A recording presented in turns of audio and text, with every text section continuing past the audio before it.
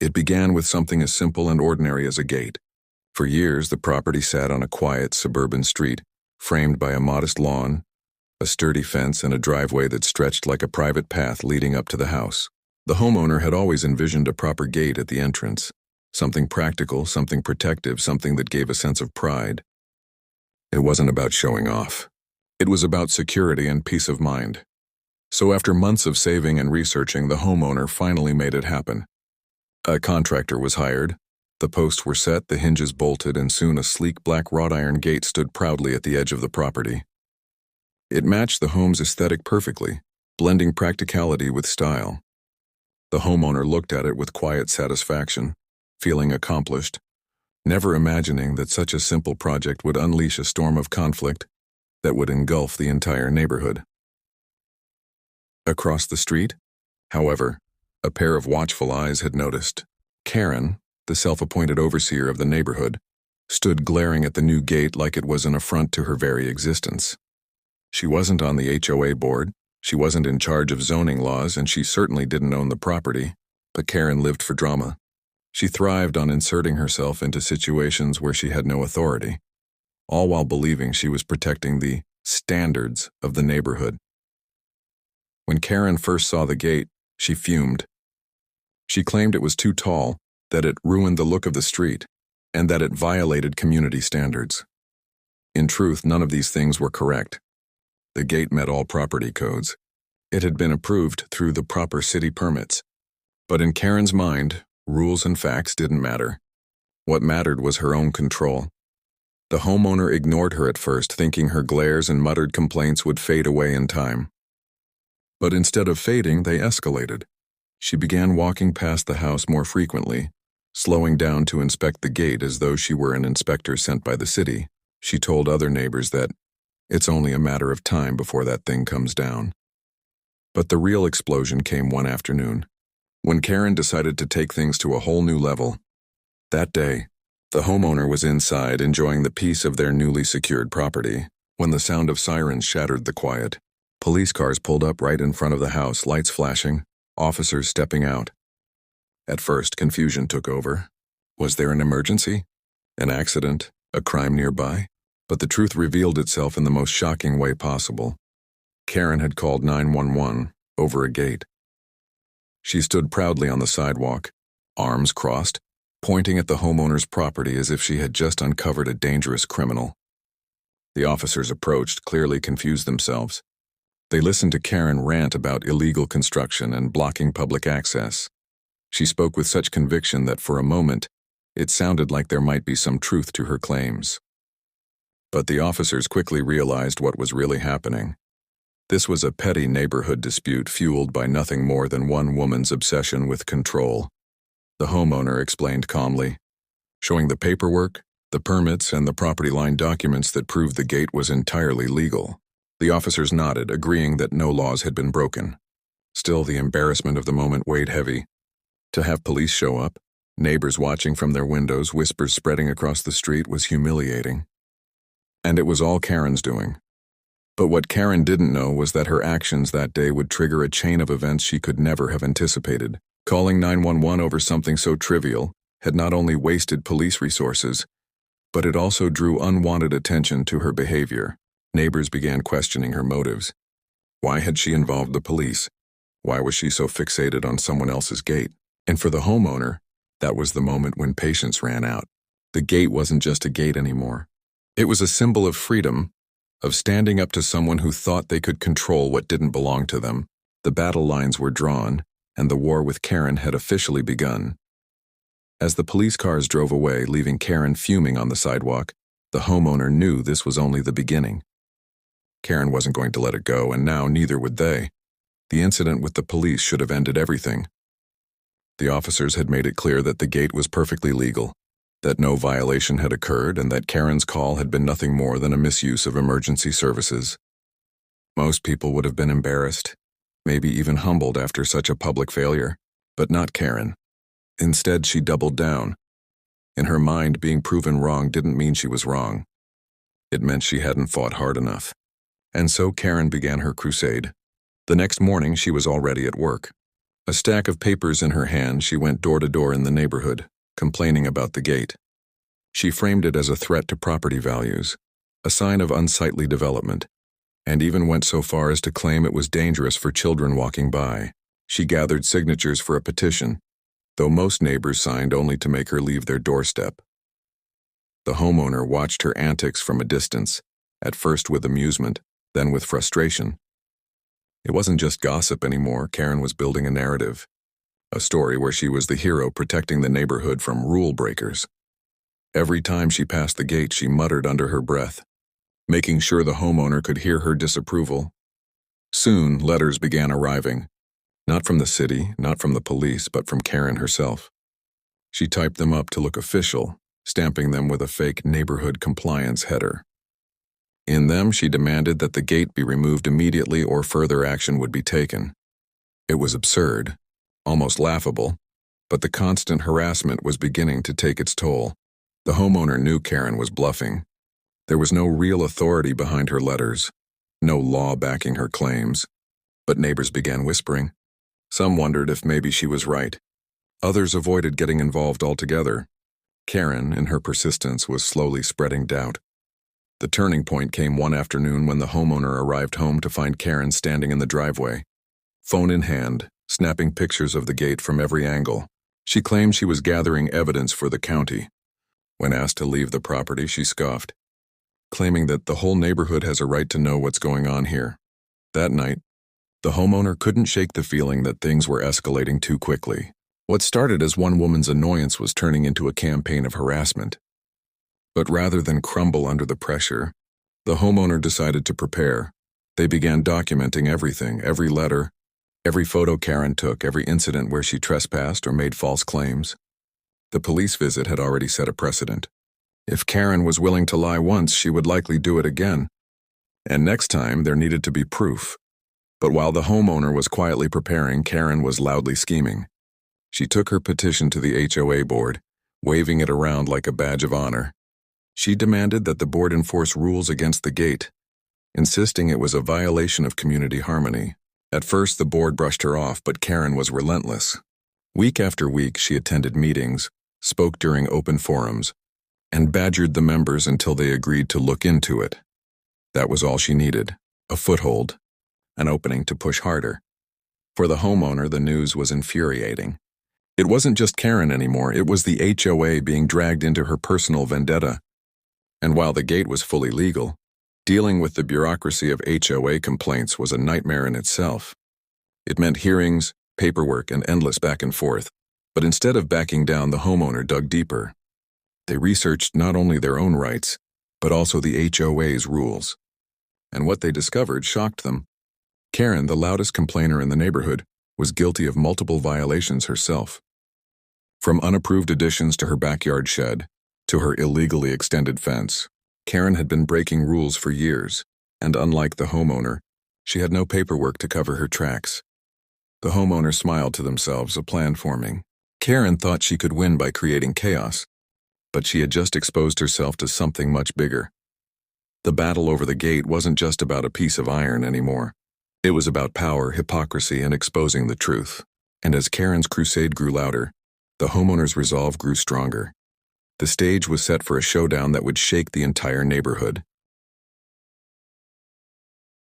By the time the HOA formally acknowledged Karen's complaint, the tension in the neighborhood was impossible to ignore.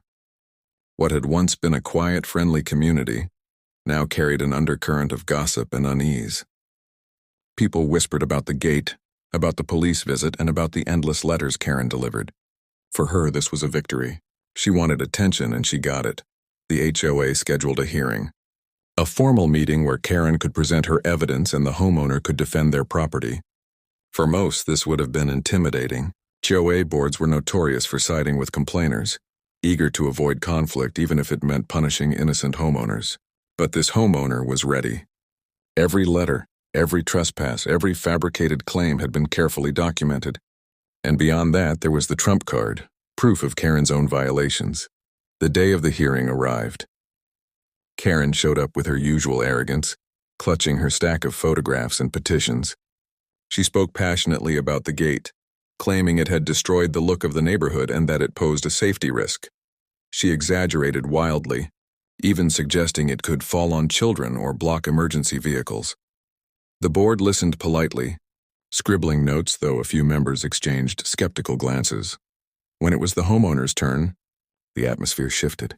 Calmly, they presented the official permits from the city, stamped and signed, proving that every step of the gate's construction had been lawful. They showed property line maps, confirming the gate stood entirely within legal boundaries. They provided documentation of Karen's harassment, photos of her trespassing, copies of her fake compliance letters, and even the police report from the day she had called 911. The board murmured uneasily. Karen shifted in her seat, her confidence wavering. But then came the final blow. The homeowner pulled out a folder of photographs dated and time-stamped. They showed Karen's shed, built without HOA approval. They showed her fence taller than allowed and extending several feet past her property line. They even showed modifications to her house's exterior that had never been filed with the board. Each image was backed by HOA rules highlighted in bold, leaving no room for excuses. The silence in the room was deafening.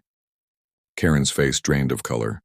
She had come expecting victory, but instead she was being exposed as the very kind of violator she claimed to fight against. The board could no longer ignore the facts. They dismissed her complaint against the gate entirely, declaring it in full compliance. But more importantly, they turned their attention to Karen. She was instructed to correct her violations immediately or face fines. The woman who had tried to play the enforcer was now under investigation herself. For the homeowner, it was a satisfying moment. But it was not the end. Because Karen wasn't the type to accept defeat gracefully, she left the hearing fuming, muttering about conspiracies and favoritism. And while her credibility had taken a hit, her obsession with the gate only grew stronger. The homeowner knew what was coming. Karen would retaliate. She had lost in the HOA meeting, but she wasn't finished. Not by a long shot. Sure enough, within days, new tactics began. Karen filed complaints with the county zoning office. She contacted the fire department, claiming the gate was a hazard for emergency access. She even called animal control, alleging that the homeowner's property was unsafe for pets.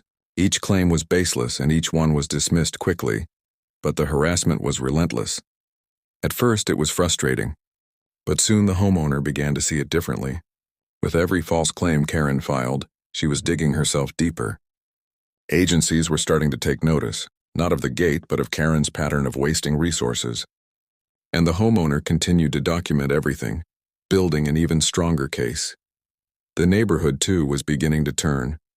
At first, people had been entertained by Karen's drama, but now they were tired of the chaos, tired of the constant visits from officials, tired of living in a neighborhood where one person's obsession created so much disruption.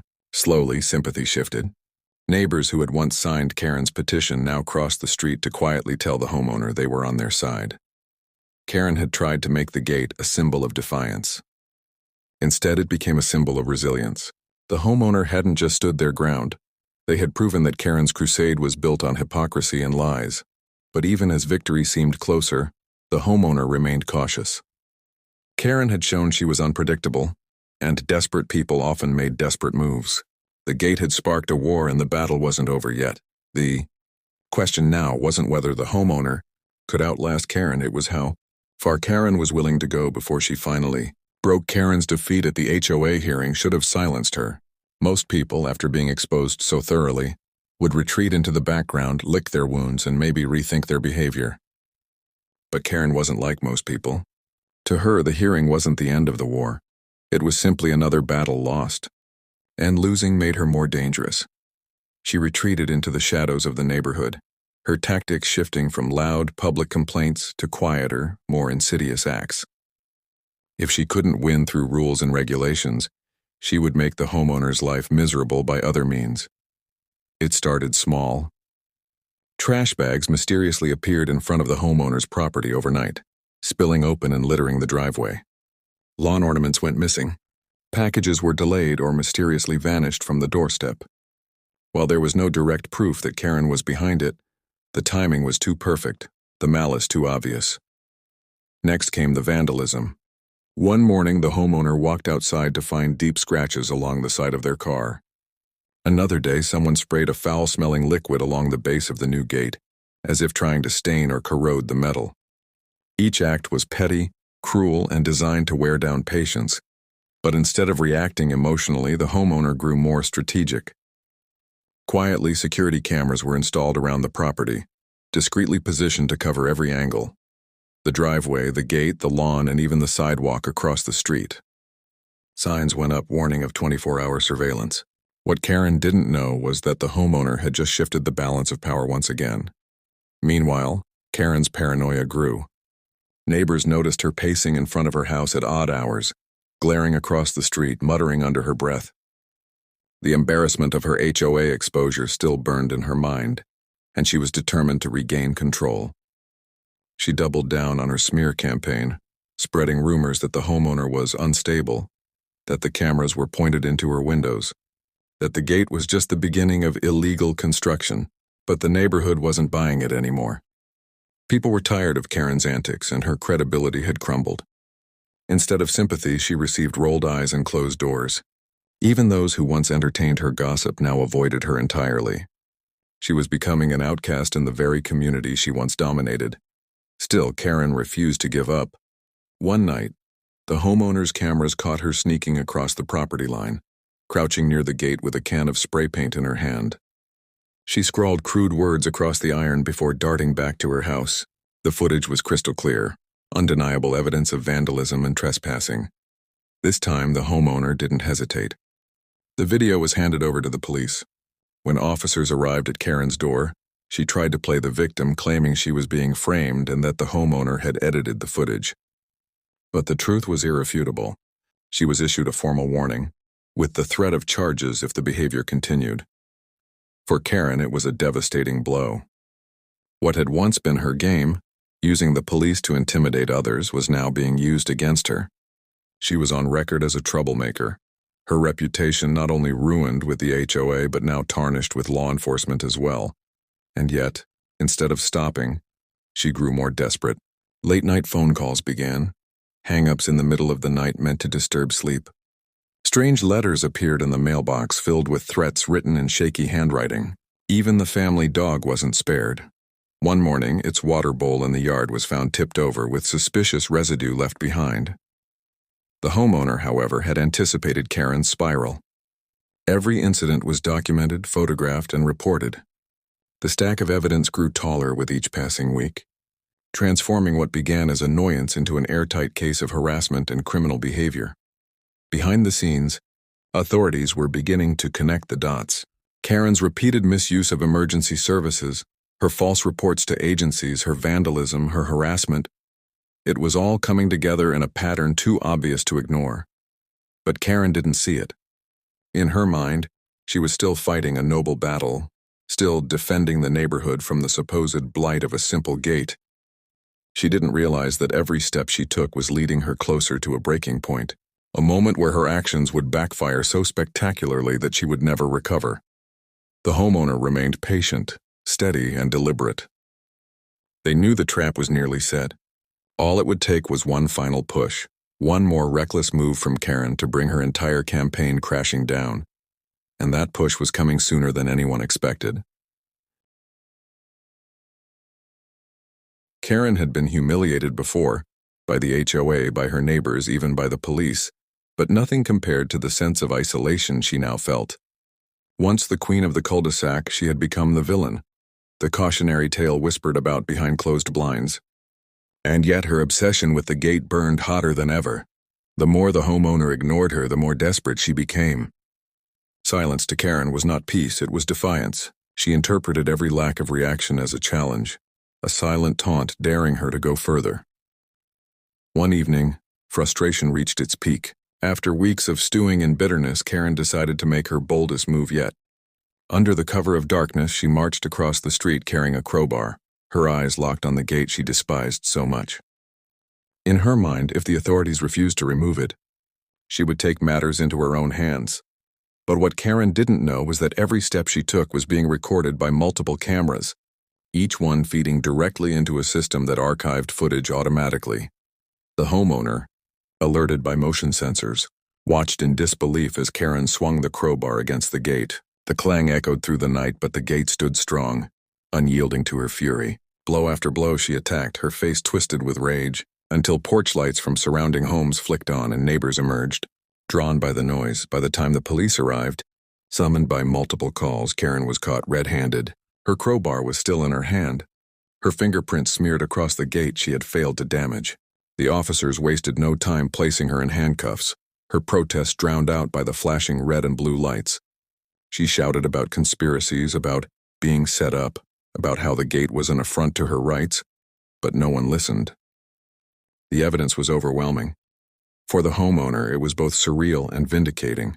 After months of harassment, vandalism, and threats, the climax had finally come in the most undeniable way possible. Karen's downfall was no longer just a matter of opinion or neighborhood politics. It was criminal. The police report documented everything: attempted property damage, trespassing, harassment, and violation of the previous warning. The video footage sealed the case. The homeowner turned over their meticulously kept records: the letters, the phone calls, the vandalism, the surveillance clips, all forming a mountain of evidence that no lawyer could twist or deny. The neighborhood buzzed with shock the next day. Some had doubted the homeowner before, thinking the feud was exaggerated or mutual, but seeing Karen led away in handcuffs shattered those illusions. The gate was no longer the story. Karen's meltdown was. And yet, beneath the relief of seeing justice served, the homeowner felt a heaviness. This wasn't just a victory. It was the collapse of a person so consumed by obsession that she had destroyed her own life. While there was satisfaction in knowing the harassment would finally stop, there was also a sobering truth. Karen had done this to herself. The legal process moved swiftly. With clear evidence stacked against her, Karen faced charges that could not be dismissed. What began as petty complaints had spiraled into criminal behavior, and now the system was holding her accountable. Fines, probation, and mandatory counseling loomed on the horizon. Her spotless suburban facade had been shattered forever. For the homeowner, though, the story wasn't finished. The gate still stood strong and unbroken, a silent monument to endurance. But beyond the iron and steel, something greater had been built, a reputation for resilience. Neighbors who once avoided eye contact now nodded with respect. Conversations shifted from whispers of drama to acknowledgments of perseverance. And yet one final chapter remained. Because while Karen's reign of harassment had ended with flashing lights and handcuffs, the impact of her actions still lingered in the neighborhood. The scars she left, emotional, social, and legal, would not fade overnight. The question was no longer whether the homeowner had won. That was undeniable. The question was what kind of legacy this battle would leave behind and whether the neighborhood could ever truly return to normal. The night Karen was taken away in handcuffs marked the end of an era for the neighborhood. For months, her presence had been a source of chaos, fear, and division, but now, the street was quiet in a way it hadn't been in a long time. No more glares from across the street, no more letters stuffed into mailboxes, no more whispered rumors laced with venom. For the first time since the gate had been built, the homeowner could breathe without the weight of constant tension pressing down. The gate itself remained unscathed, standing tall and unbothered. It had withstood more than physical attacks. It had become a symbol of endurance, proof that persistence and patience could outlast even the most relentless hostility. To the homeowner, every time they passed through its iron frame, it wasn't just entering their property. It was walking through the story of everything they had endured and overcome. Neighbors began to open up more. Some admitted they had once believed Karen's lies but had come to see the truth. Others expressed gratitude for how the homeowner had stood their ground, protecting not just their own property, but the principle that no one, not even the loudest, most aggressive voice, had the right to control others through fear. In a strange way, the battle had united the community against the toxicity that Karen had thrived on. As for Karen, her downfall was complete. Her HOA complaints dismissed, her credibility destroyed, and her criminal charges public knowledge, she became the neighborhood pariah. Some whispered that she was moving away to escape the embarrassment. Others said she was forced into counseling and community service. Whatever the truth, her reign of harassment was finished. She had wanted to make the homeowner's gate a monument to defiance, but in the end, it became her undoing. The homeowner reflected on everything that had happened. From the first day the police lights flashed outside, to the endless harassment, to the moment Karen was caught with a crowbar in her hands. It had been a journey filled with stress and frustration. Yet it had also been a test of patience, resilience, and strategy. By documenting, by staying calm, by refusing to stoop to Karen's level, the homeowner had not only defended their property, but exposed the truth in the most undeniable way. And with that truth came a lesson that echoed beyond one suburban street. Sometimes the loudest voices are not the strongest. Sometimes those who shout about rules and standards are the ones breaking them the most. And sometimes the best way to win a battle isn't through anger, but through patience, evidence, and unshakable resolve. The neighborhood eventually settled into a new rhythm. Children played outside again without parents worrying about drama spilling over. Neighbors gathered on porches chatting without the tension of Karen's shadow looming nearby. And the homeowner at last could enjoy their property in peace, the way it was always meant to be. The gate still stood at the edge of the driveway, as ordinary as any other. To a passerby it was just a piece of iron and hinges. But to the homeowner, it was something much greater. It was proof that standing firm in the face of harassment could outlast even the most relentless storm. And for Karen, it was a reminder of the war she started, the lies she spread, and the downfall she never saw coming. The story was over. The battle was won. The neighborhood had learned and the homeowner had prevailed. The gate remained, and so did the lesson that no amount of noise, intimidation, or petty control could ever tear down what was rightfully theirs.